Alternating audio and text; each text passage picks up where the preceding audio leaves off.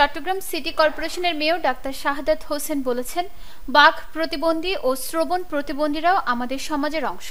তাদেরকে বাদ দিয়ে দেশের কাঙ্ক্ষিত উন্নয়ন সম্ভব নয়।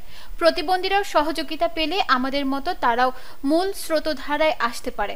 তিনি বলেন, সমাজে আমরা সবাই মানুষ। এখানে কেউ শারীরিকভাবে সুস্থ, কেউ অসুস্থ। তাই বলে কোনো বৈষম্য থাকা উচিত নয়। শারীরিক অসুস্থদের জন্য সব শিক্ষা প্রতিষ্ঠানগুলোতে সমান সুযোগ থাকা উচিত। আমাদের সবার এ ব্যাপারে সচেতন থাকা উচিত।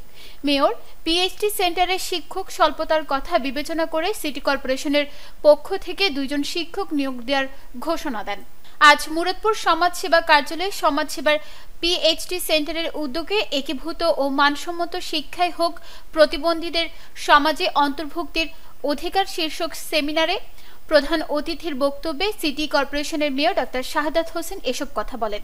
জেলা সমাজসেবা অধিদপ্তর চট্টগ্রামের উপপরিচালক মোহাম্মদ ফরিদুল আলমের সভাপতিত্বে অনুষ্ঠিত সেমিনারে বক্তব্য রাখেন চট্টগ্রাম জেলার অতিরিক্ত জেলা প্রশাসক শরীফুল, সহকারী জেলা প্রাথমিক শিক্ষা অফিসার মোহাম্মদ রবিউল হোসেন, সাংবাদিক নাসির উদ্দিন সহ অন্যান্যরা।